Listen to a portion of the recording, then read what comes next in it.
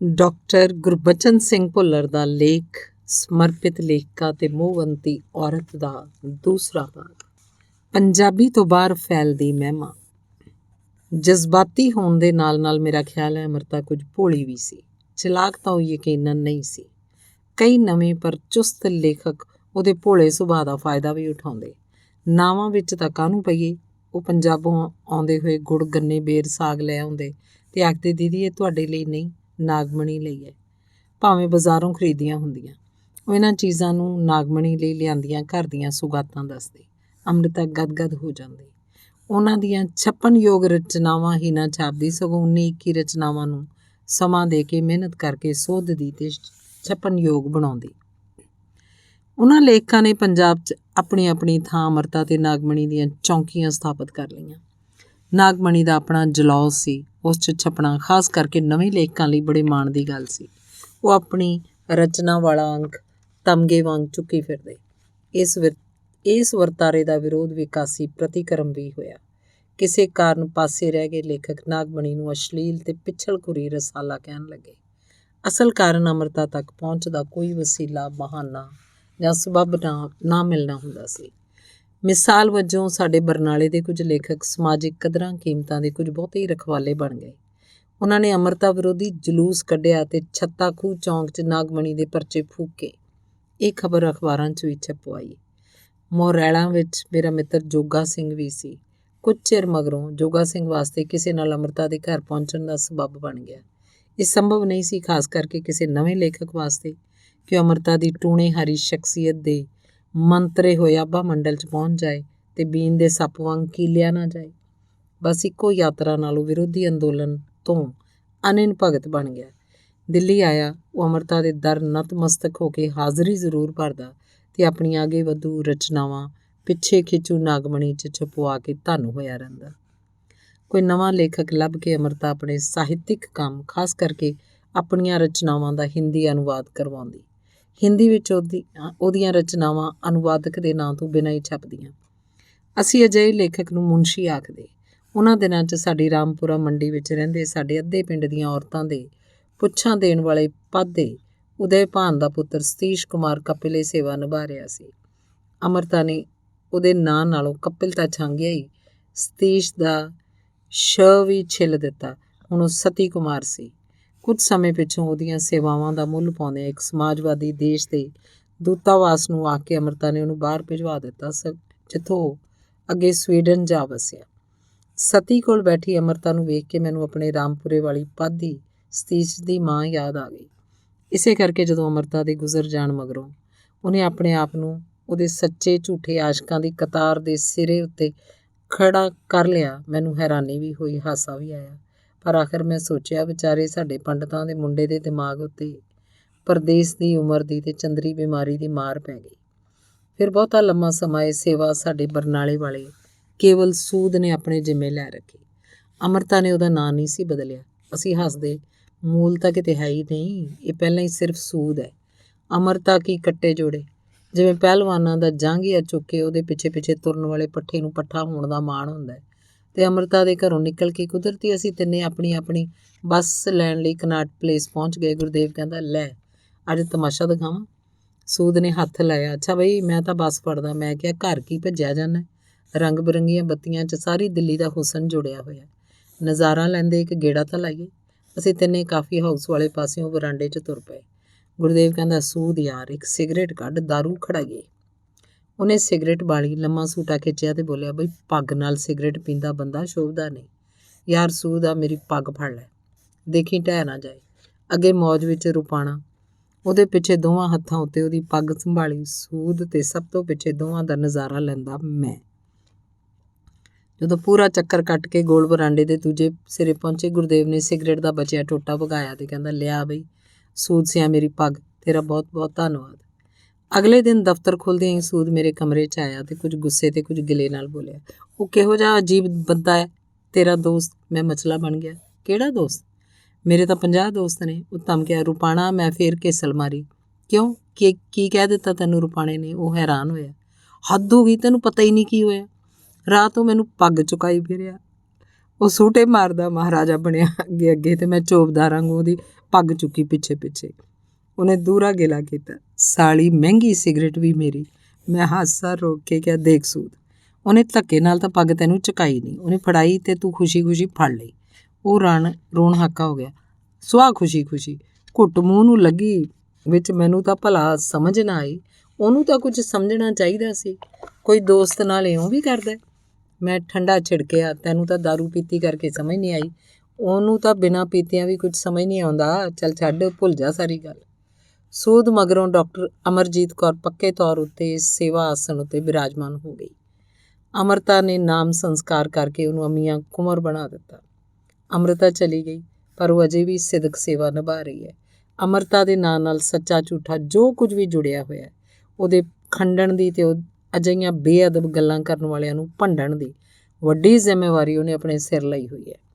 ਹੌਲੀ ਹੌਲੀ ਅੰਮ੍ਰਿਤਾ ਦੀ ਪ੍ਰਸਿੱਧੀ ਉਹਦੀ ਰਚਨਾ ਤੋਂ ਸੁਤੰਤਰ ਰੂਪ 'ਚ ਤੇ ਰਚਨਾ ਦੇ ਮਿਆਰ ਨੂੰ ਪਿੱਛੇ ਛੱਡਦਿਆਂ ਪਹਿਲਾਂ ਪੰਜਾਬੀ ਦੀਆਂ ਹੱਦਾਂ ਪਾਰ ਕਰਕੇ ਹੋਰ ਭਾਰਤੀ ਭਾਸ਼ਾਵਾਂ 'ਚ ਫੈਲ ਗਈ ਤੇ ਫਿਰ ਅਨੇਕ ਬਾਹਰਲੇ ਦੇਸ਼ਾਂ ਤੱਕ, ਖਾਸ ਕਰਕੇ ਸੋਵੀਅਤ ਯੂਨੀਅਨ ਤੇ ਹੋਰ ਸਮਾਜਵਾਦੀ ਦੇਸ਼ਾਂ ਤੱਕ ਪੁੱਜ ਗਈ। ਵਿਦੇਸ਼ੀ ਭਾਸ਼ਾਵਾਂ 'ਚ ਉਹਦੀਆਂ ਰਚਨਾਵਾਂ ਦੇ ਅਨੁਵਾਦ ਹੋਣ ਲੱਗੇ ਤੇ ਜਿਵੇਂ ਸਮਾਜਵਾਦੀ ਦੇਸ਼ਾਂ 'ਚ ਸਾਹਿਤ ਦੇ ਖੇਤਰ 'ਚ ਆਮ ਗੱਲ ਸੀ, ਲੱਖਾਂ ਦੀ ਗਿਣਤੀ ਛਪਣ ਲੱਗੇ। ਇੱਕ ਦੌਰ ਅਜਿਹਾ ਆਇਆ, ਕਿਸੇ ਸਮਾਜਵਾਦੀ ਦੇਸ਼ ਤੋਂ ਕੋਈ ਸਾਹਿਤਿਕ ਸੱਭਿਆਚਾਰਕ ਪ੍ਰਤੀਨਿਧ ਮੰਡਲ ਆਉਂਦਾ, ਅੰਮ੍ਰਿਤਾ ਨਾਲ ਮਿਲਣੀ ਉਹਦੀ ਸਮਾਂ ਵੰਡ ਵਿੱਚ ਪਹਿਲਾਂ ਤੋਂ ਸ਼ਾਮਲ ਹੁੰਦੀ। ਉਹਨਾਂ ਦੇਸ਼ਾਂ ਦੇ ਸੱਦਿਆਂ ਸਦਕਾ ਅਕਸਰ ਹੀ ਉਹਦੇ ਗੇੜੇ ਵੀ ਬਾਹਰ ਲੱਗਦੇ ਰਹਿੰਦੇ। ਵਿਦੇਸ਼ਾਂ ਦੇ ਅਨੇਕ ਪ੍ਰਮੁੱਖ ਸਾਹਿਤਕਾਰਾਂ ਨਾਲ ਉਹਦੀ ਨਿੱਘੀ ਦੋਸਤੀ ਹੋ ਗਈ। ਉਹਦੀ ਵਡਿਆਈ 'ਚ ਕਹਿਣਾ ਵਾਜਬ ਹੈ ਕਿ ਕੁਝ ਆਪਣੀ ਰਚਨਾ ਰਾਹੀਂ, ਉਹ ਤੋਂ ਵੱਧ ਆਪਣੀ ਚੁੰਬਕੀ ਸ਼ਖਸੀਅਤ ਰਾਹੀਂ ਉਹਨੇ ਪੰਜਾਬੀ ਸਾਹਿਤ ਦੀ ਸੁਗੰਧ ਜਿੰਨੀ ਦੂਰ ਤੱਕ ਫੈਲਾਈ, ਉਹ ਮਾਣ ਹੋਰ ਕਿਸੇ ਪੰਜਾਬੀ ਸਾਹਿਤਕਾਰ ਦੇ ਹਿੱਸੇ ਨਹੀਂ ਆਇਆ। ਜਿਨ੍ਹਾਂ ਲੋਕਾਂ ਨੇ ਉਹਦਾ ਕੁਝ ਪੜ੍ਹਿਆ ਨਹੀਂ ਸੀ ਹੁੰਦਾ, ਉਹ ਵੀ ਜਾਣਦੇ ਸੀ ਕਿ ਉਹ ਪੰਜਾਬੀ ਦੀ ਵੱਡੀ ਲੇਖਕ ਹੈ। ਇੱਕ ਵਾਰ ਬੜੀ ਦਿਲਚਸਪ ਗੱਲ ਹੋਈ। ਸਾਡੇ ਦਫ਼ਤਰ 'ਚ ਗੋਪੀਨਾਥ ਮੈਨਨ ਨਾਂ ਦਾ ਇੱਕ ਮਲਿਆਲੀ ਸੀ। ਉਹ ਦਿੱਲੀ ਮਲਿਆਲੀ ਸਭਾ ਦਾ ਸਕੱਤਰ ਸੀ, ਹੁਣ ਦਾ ਤਾਂ ਪਤਾ ਨਹੀਂ। ਉਦੋਂ ਇਹ ਸਭਾ ਇੰਨੀ ਤਕੜੀ ਸੀ ਕਿ ਦਿੱਲੀ 'ਚ ਵਸਦੇ ਜੱਜਾਂ ਤੇ ਉੱਚੇ ਅਧਿਕਾਰੀਆਂ ਸਮੇਤ ਕਹਿੰਦੇ ਕਹਾਉਂਦੇ ਮਲਿਆਲੀ ਇਹਦੇ ਮੈਂਬਰ ਸੀ। ਸਭਾ ਹਰ ਸਾਲ ਮਲਿਆਲੀ ਫਿਲਮਾਂ ਦਾ ਇਨਾਮੀ ਮੇਲਾ ਕਿਸੇ ਵੱਡੇ ਹਾਲ 'ਚ ਕਰਾਉਂਦੀ ਤੇ ਇੱਕ ਦਿਨ ਗੋਪੀ ਆਇਆ ਤੇ ਬੋਲਿਆ, अमृता प्रीतम क्या आपका बहुत बड़ा लेखक है?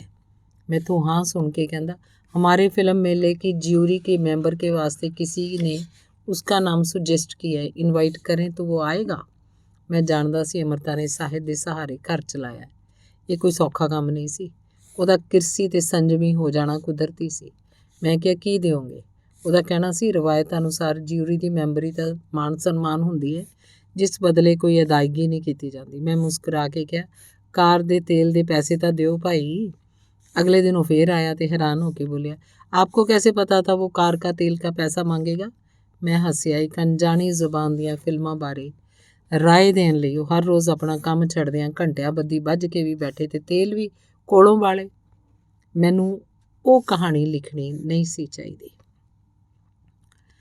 ਅੰਮ੍ਰਿਤਾ ਦੇ ਸਿਰੇ ਦੇ ਜਜ਼ਬਾਤੀ ਸੁਭਾਅ ਦਾ ਇੱਕ ਨਤੀਜਾ ਇਹ ਵੀ ਹੋਇਆ ਕਿ ਉਹ ਇੱਧਰ ਜਾਂ ਉੱਧਰ ਵਿੱਚ ਯਕੀਨ ਕਰਨ ਲੱਗੀ। ਉਹਦੀ ਪਸੰਦ ਦਾ ਖਿਆਲ ਰੱਖਣ ਵਾਲੇ ਉਹਨੂੰ ਪਸੰਦ ਆਉਣ ਲੱਗੇ। ਲਕੀਰ ਤੋਂ ਭੋਰਾ ਭਰ ਵੀ ਇੱਧਰ ਉੱਧਰ ਹੋ ਜਾਣ ਵਾਲਿਆਂ ਨੂੰ ਕੁੱਟੀ ਕਹਿ ਦਿੰਦੀ ਸੀ। ਜਿਹੜੀ ਗੱਲ ਉਹ ਦਿਲ ਨੂੰ ਲਾ ਲੈਂਦੀ, ਉਹਨੂੰ ਨਾ ਵਿਸਰਦੀ ਸੀ ਤੇ ਨਾ ਮਾਫ਼ ਕਰਦੀ ਸੀ। ਇੱਕ ਘਟਨਾ ਵਾਪਰੀ ਜਿਹਦੇ ਪਾਤਰ ਪਰਦੇਸੋਂ ਛੁੱਟੀ ਆਇਆ ਸਤੀ, ਅੰਮ੍ਰਿਤਾ ਤੇ ਡਾਕਟਰ ਹਰਭਜਨ ਸਿੰਘ ਸੀ। ਉਹ ਬਣੀ ਬਣਾਈ ਕਹਾਣੀ ਸੀ। ਕਸਵੱਟੀ ਨਾਂ ਨਾਲ ਲਿਖ ਕੇ ਮੈਂ ਪ੍ਰੀਤਲੜੀ ਨੂੰ ਭੇਜਤੀ। ਛਪੀ ਤਾਂ ਅੰਮ੍ਰਿਤਾ ਨੇ ਵੀ ਪੜ੍ਹੀ।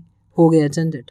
ਉਹਨੇ ਮਿਰੋਜ਼ ਤੋਂ ਰੋਜ਼ ਦੀ ਚਿੱਠੀ ਲਿਖਵਾਈ ਤਾਂ ਗੁਰਬਖਸ਼ ਸਿੰਘ ਨੇ ਕਿਹਾ, ਇਹ ਕਹਾਣੀ ਅੰਮ੍ਰਿਤਾ ਬਾਰੇ ਨਹੀਂ। ਜਦੋਂ ਇਸ ਵਿੱਚੋਂ ਮੈਨੂੰ ਨਹੀਂ ਦਿਸੀ, ਪਾਠਕਾਂ ਨੂੰ ਕਿੱਥੋਂ ਦਿਸ ਜਾਏਗੀ?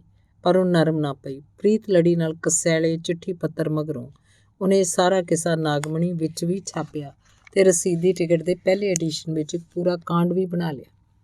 ਸਾਹਮਣੇ ਖਰੀ ਖੋਟੀ ਸੁਣਨ ਦੀ ਥਾਂ ਮੇਰੇ ਲਈ ਠੀਕ ਰਾਹ ਇਹੋ ਸੀ ਕਿ ਮੈਂ ਚੁੱਪ ਕਰ ਰਹਿੰਦਾ ਤੇ ਨਾਗਮਣੀ ਸ਼ਾਮ 'ਚ ਜਾਣਾ ਛੱਡ ਦਿੰਦਾ। ਉਸ ਪਿੱਛੋਂ ਕਦੀ ਕਿਸੇ ਸਾਹਿਤਕ ਇਕੱਠ 'ਚ ਸਬੱਬ ਬਣਦਾ ਤਾਂ ਮੈਂ ਕੋਲ ਜਾ ਕੇ ਆਦਰ ਜ਼ਰੂਰ ਦਿੰਦਾ। ਉਹ ਥੋੜ੍ਹਾ ਸਿਰ ਹਿਲਾਉਂਦੀ, ਪਰ ਨਾ ਖੁਸ਼ੀ ਛੁਪਾਏ ਬਿਨਾਂ। ਨਾ ਥਾਂ ਬਦਲੇ ਹੋਣ ਕਰਕੇ ਮੈਨੂੰ ਭਰਮ ਸੀ ਕਿ ਕਹਾਣੀ ਉਹਦੇ ਨਾਂ ਨਾਲ ਨਹੀਂ ਜੁੜੇਗੀ ਤੇ ਉਹ ਵੀ ਬੁਰਾ ਨਹੀਂ ਮਨਾਏਗੀ। ਆਖਰ ਕਹਾਣੀਕਾਰ ਵਿਸ਼ਾ ਕਿਤੋਂ ਤਾਂ ਲੈਂਦਾ ਹੀ ਹੈ। ਇਹ ਗੱਲ ਵੱਡੀ ਲੇਖਿਕਾ ਹੋਣ ਸਦਕਾ ਉਹ ਤੋਂ ਵੱਧ ਕੌਣ ਜਾਣਦਾ ਹੈ। ਪਰ ਨਤੀਜਾ ਉਲਟਾ ਨਿਕਲਿਆ। ਅੰਮ੍ਰਿਤਾ ਦੇ ਦਿੱਤੇ ਸਾਹਿਤਿਕ ਉਤਸ਼ਾਹ ਉਸ ਲਈ ਮਨ 'ਚ ਬਣੇ ਹੋਏ ਆਦਰ ਤੇ ਹੁਣ ਉਹਦੇ ਗੁੱਸੇ ਵੱਲ ਦੇਖਦਿਆਂ ਛੇਤੀ ਮੈਨੂੰ ਅਹਿਸਾਸ ਹੋ ਗਿਆ ਕਿ ਮੈਨੂੰ ਇਹ ਕਹਾਣੀ ਲਿਖਣੀ ਨਹੀਂ ਸੀ ਚਾਹੀਦੀ। ਇਹੋ ਕਾਰਨ ਹੈ ਉਸ ਪਿੱਛੋਂ ਮੇਰੇ ਕਈ ਸੰਗ੍ਰਹਿ ਛਪੇ, ਪਰ ਉਹ ਕਹਾਣੀ ਮੈਂ ਸ਼ਾਮਲ ਨਾ ਕੀਤੀ। ਹੌਲੀ ਹੌਲੀ ਮੇਰੇ ਨਾਲ ਉਹਦੇ ਗੁੱਸੇ ਦਾ ਸਭ ਨੂੰ ਪਤਾ ਲੱਗ ਗਿਆ। ਇੱਕ ਦਿਨ ਮੈਂ ਨਵਯੁੱਗ ਗਿਆ ਤਾਂ ਸਤਿਆਰਥੀ ਜੀ ਪਹਿਲਾਂ ਹੀ ਬੈਠੇ ਸੀ। ਪਾਪਾ ਜੀ ਕਈ ਵਾਰ ਮਖੌਲ 'ਚ ਜਾਣੂਆਂ ਦੀ ਜਾਣ ਪਛਾਣ ਕਰਾਉਣ ਲੱਗਦੇ। ਬੋਲੇ, ਸਤਿਆਰਥੀ ਜੀ ਤੁਹਾਡੇ ਪਿੰਡਾਂ ਦਾ ਮੁੰਡਾ ਮਿਲਾਵਾਂ?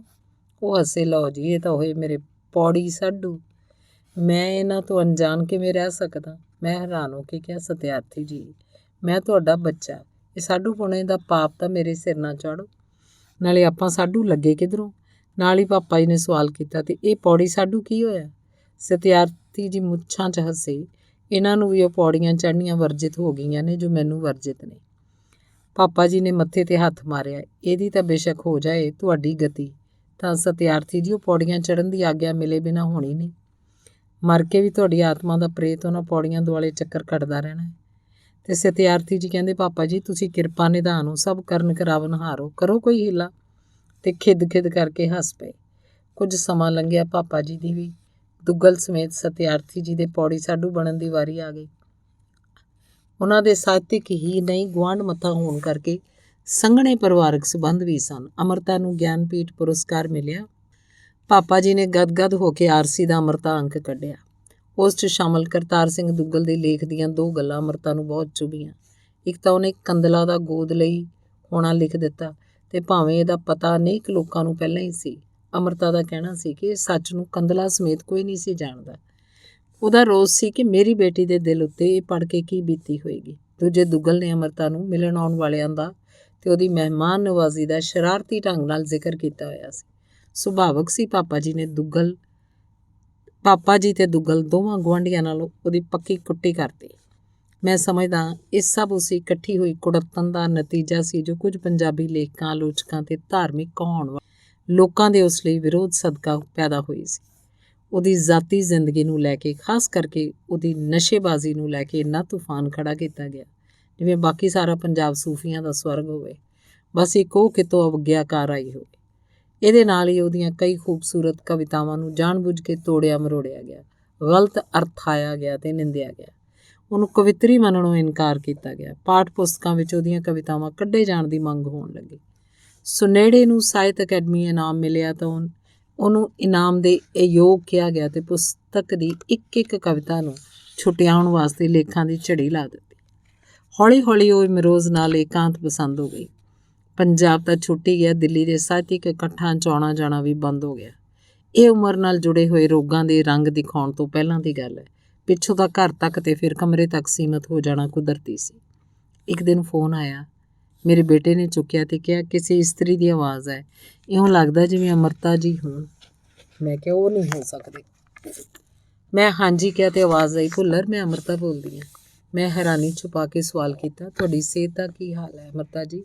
ਪਤਾ ਲੱਗਿਆ ਸੀ ਤਬੀਅਤ ਖਰਾਬ ਹੈ। ਸਿਹਤ ਭੁੱਲਰ ਹੁਣ ਮੇਰੀ ਠੀਕ ਨਹੀਂ ਰਹਿੰਦੀ। ਹਾਂ, ਫੋਨ ਮੈਂ ਇਸ ਲਈ ਕੀਤਾ ਹੈ, ਪਾਕਿਸਤਾਨ ਤੋਂ ਕਹਾਣੀਕਾਰ ਅਫਜ਼ਲ ਤੌਸੀਫ ਮੇਰੇ ਘਰ ਆਈ ਹੋਈ ਹੈ, ਮਿਲਣਾ ਚਾਹੁੰਦੀ ਹੈ। ਮੈਂ ਪੁੱਛਿਆ, ਜੇ ਤੁਹਾਨੂੰ ਕੋਈ ਵਿਘਨ ਨਾ ਪਵੇ ਕੱਲ੍ਹ 10 ਵਜੇ ਆ ਜਾਵਾਂ? ਫੋਨ ਰੱਖ ਕੇ ਮੈਂ ਨਤਾਰਾ ਕੀਤਾ। ਉਸ ਮਾਨਸਿਕ ਅਵਸਥਾ 'ਚ ਪਹੁੰਚ ਚੁੱਕੀ ਹੈ ਜਿੱਥੇ ਬੰਦਾ ਗਿਲੇ ਸ਼ਿਕਵੇ, ਗੁੱਸੇ ਰੋਸੇ, ਮਾਮੂਲੀ ਗੱਲਾਂ ਸਮਝ ਕੇ ਛੱਡ ਸੁੱਟ ਦਿੰਦਾ ਹੈ। ਜੇ ਗੁੱਸਾ ਉਵੇਂ ਹੁੰਦਾ ਉਹ ਤੌਸੀਫ ਨੂੰ ਮੇਰੇ ਨਾਲ ਹੋਰ ਕਿਤੇ ਮਿਲਣ ਲਈ ਨਾ ਵੀ ਆਖਦੇ ਤਾਂ ਇਹ ਤਾਂ ਕਹਿ ਵੀ ਸਕਦੀ ਸੀ ਕਿ ਇਹ ਪਿਆ ਫੋਨ ਤੇ ਇਹ ਹੈ ਉਹਦਾ ਨੰਬਰ, ਆਪੇ ਗੱਲ ਕਰ ਲੈ। ਮੈਂ ਕਮਰੇ 'ਚ ਗਿਆ। ਲੱਤਾਂ ਬਾਹਾਂ ਨੂੰ ਕਈ ਸਰਾਣਿਆਂ ਦਾ ਆਸਰਾ ਦੇ ਕੇ ਉਹ ਬਿਸਤਰ ਮੱਲੀ ਪਈ ਸੀ।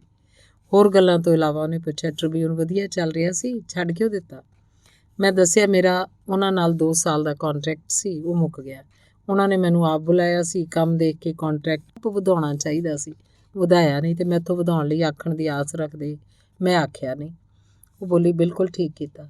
ਫਿਰ ਉਹ ਸਾਹਿਤ ਤੇ ਸਾਹਿਤਕਾਰਾਂ ਦੀਆਂ, ਅਖਬਾਰਾਂ ਤੇ ਪੱਤਰਕਾਰਾਂ ਦੀਆਂ ਹੋਰ ਗੱਲਾਂ ਕਰਨ ਲੱਗੀ ਜਿਨ੍ਹਾਂ ਨੇ ਮੈਨੂੰ ਅਹਿਸਾਸ ਕਰਵਾਇਆ ਕਿ ਉਹ ਆਪ ਭਾਵੇਂ ਚਿਰ ਤੋਂ ਘਰ ਤੀਕ ਸੀਮਤ ਹੈ, ਪਰ ਬਾਹਰਲੀ ਦੁਨੀਆ ਬਾਰੇ ਉਹਦੀ ਜਾਣਕਾਰੀ ਅਜੇ ਵੀ ਸੀਮਤ ਨਹੀਂ ਹੋਈ। ਬਾਬੁਲ ਮੋਰਾ ਨੇਹਰ ਛੂਟੋ ਜਾਏ। ਮੇਰੀ ਉੱਥੇ ਬੈਠਿਆਂ ਪਾਪਾ ਜੀ ਦਾ ਨੌਕਰ 3-4 ਪੁਸਤਕਾਂ ਲੈ ਕੇ ਆ ਗਿਆ। ਪਾਪਾ ਜੀ ਦੀ ਇਹ ਸਿਫਤ ਸੀ, ਉਹ ਨਵੀਂ ਛਪੀ ਹਰ ਪੁਸਤਕ ਦੀਆਂ ਕੁਝ ਕਾਪੀਆਂ ਦੋਸਤਾਂ ਮਿੱਤਰਾਂ ਨੂੰ ਸੁਗਾਤ ਭੇਜਦੇ। ਮੇਰੀ ਆਪਣੀ ਲਾਇਬ੍ਰੇਰੀ 'ਚ ਉਹਨਾਂ ਦੀਆਂ ਇਉਂ ਭੇਜੀਆਂ ਹੋਈਆਂ ਕਿੰਨੀਆਂ ਹੀ ਪੁਸਤਕਾਂ ਸ਼ਾਮਲ ਹਨ। ਅੰਮ੍ਰਿਤਾ ਬੋਲੀ, ਵਾਪਸ ਲੈ ਜਾ ਕਾਕਾ। ਪਾਪਾ ਜੀ ਨੂੰ ਮੇਰਾ ਧੰਨਵਾਦ ਕਹੀਂ, ਮੈਂ ਤਾਂ ਹੁਣ ਕੁਝ ਪੜ੍ਹਿਆ ਨਹੀਂ ਜਾਂਦਾ। ਇੱਥੇ ਬੇਅਰਥ ਪਈਆਂ ਰਹਿਣਗੀਆਂ, ਉਹਨਾਂ ਦੇ ਕਿਸੇ ਹੋਰ ਕੰਮ ਆ ਜਾਣਗੀਆਂ। ਲੈ ਜਾ ਵਾਪਸ। ਮੇਰੇ ਕੰਨਾਂ 'ਚ ਅਬਦ ਦੇ ਆਖਰੀ ਬਾਦਸ਼ਾਹ ਨਵਾਬ ਵਾਜਦ ਅਲੀ ਸ਼ਾਹ ਦੀ 1857 'ਚ ਉਹਨੂੰ ਅੰਗਰੇਜ਼ ਵੱਲੋਂ ਉਹਦੇ ਪਿਆਰੇ ਲਖਨਊ ਤੋਂ ਸਦਾ ਵਾਸਤੇ ਕਲਕੱਤੇ ਜਲਾਵਤਨ ਕੀਤੇ ਜਾਣ ਸਮੇਂ ਲਿਖੀ ਤੇ ਗਾਈ, ਤੇ 80 ਸਾਲ ਮਗਰੋਂ ਮੇਰੇ ਜਨਮ ਸਾਲ 1937 'ਚ ਫਿਲਮ ਸਟਰੀਟ ਸਿੰਗਰ ਲਈ ਗਾ ਕੇ ਆਪਣੀ ਕੁੰਦਨ ਲਾਲ ਸਹਿਗਲ ਦੀ ਸੁਰਜੀਤ ਤੇ ਅਮਰ ਕੀਤੀ ਰਾਗ ਭੈਰਵੀ ਦੀ ਠੁਮਰੀ ਗੂੰਜਣ ਲੱਗੀ। ਬਾਬੁਲ ਮੋਰਾ ਨੇਹਰ ਛੁਟੋਈ ਜਾਏ, ਚਾਰ ਕਹਾਰ ਮਿਲ ਮੋਰੀ ਡੋਲੀਆ ਸਜਾਵੇਂ, ਮੋਰਾ ਆਪਣਾ ਬੇਗਾਨਾ ਛੂਟੋ ਜਾਏ, ਬਾਬੁਲ ਮੇਰਾ ਮੋਰਾ ਨੇਹਰ ਛੂਟੋ ਹੀ ਜਾਏ। ਅੰਗਨਾ ਤੋਂ ਪਰਬਤ ਬਹਿਆ ਦੇਹਰੀ ਭਈ ਵਿਦੇਸ਼, ले घर बाबुल आपनो मैं चली पिया के देश, बाबुल मोरा नेहर छूटो ही जाए। ਤੇ ਮੇਰੇ ਕਾਲਜੇ 'ਚ ਕਸਕੁੱਠੀ ਸਾਹਿਤ ਦੀ ਸਾਡੀ ਜਿਸ ਲੇਖਿਕਾ ਦਾ ਸਮੁੱਚਾ ਜੀਵਨ ਸੀ, ਸਾਹਿਤ ਦੀ ਡੋਰ ਉਸ ਲਾਚਾਰ ਤੇ ਬੇਵਸ ਦੇ ਹੱਥੋਂ ਕਿਵੇਂ ਖਿਸਕਦੀ ਤੇ ਛੁੱਟਦੀ ਜਾ ਰਹੀ ਸੀ। ਬਾਬੁਲ ਮੋਰਾ ਸਾਹਿਤ ਛੂਟੋ ਹੀ ਜਾਏ। ਕਈ ਸਾਲ ਹੋਰ ਲੰਘ ਗਏ। ਜਸਵੀਰ ਭੁੱਲਰ ਤੇ ਮੈਂ ਕਿਸੇ ਕੰਮ ਗ੍ਰੇਟਰ ਕੈਲਾਸ਼ ਗਏ। ਮੁੜਦਾ ਹੋਇਆ ਉਹ ਕਹਿੰਦਾ, ਭਾਜੀ ਹੌਜ ਖਾਸ ਨਾ ਹੋ ਚਲੀਏ, ਅਮਰਤਾ ਜੀ ਦੀ ਸਿਹਤ ਦਾ ਪਤਾ ਕਰ ਆਈਏ। ਮੈਂ ਕਿਹਾ ਇੱਕ ਤਾਂ ਇਮਰੋਜ਼ ਨੂੰ ਆਉਣ ਬਾਰੇ ਦੱਸ ਦੇ ਤੇ ਦੂਜੇ ਇਹ ਵੀ ਦੱਸ ਦੇ ਕਿ ਮੈਂ ਨਾਲ ਆ।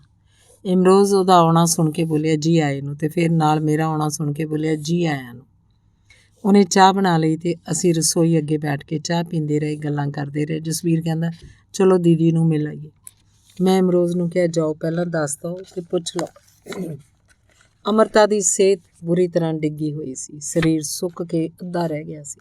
ਕਮਰੇ 'ਚ ਉਦਾਸੀ, ਦਰਦ ਤੇ ਨੀਰਸਤਾ ਦਾ ਬੋਲਬਾਲਾ ਸੀ। ਧਿਆਨ ਨਾਲ ਦੇਖਿਆ ਪਤਲੀ ਧੁੰਦ ਵਾਂਗ ਹਵਾ 'ਚ ਅਟਕੀ ਹੋਈ ਮੌਤ ਦੀ ਹਾਜ਼ਰੀ ਮਹਿਸੂਸ ਕੀਤੀ ਜਾ ਸਕਦੀ ਸੀ ਤੇ ਨਕਸ਼ ਪਛਾਣੇ ਜਾ ਸਕਦੇ ਸਨ।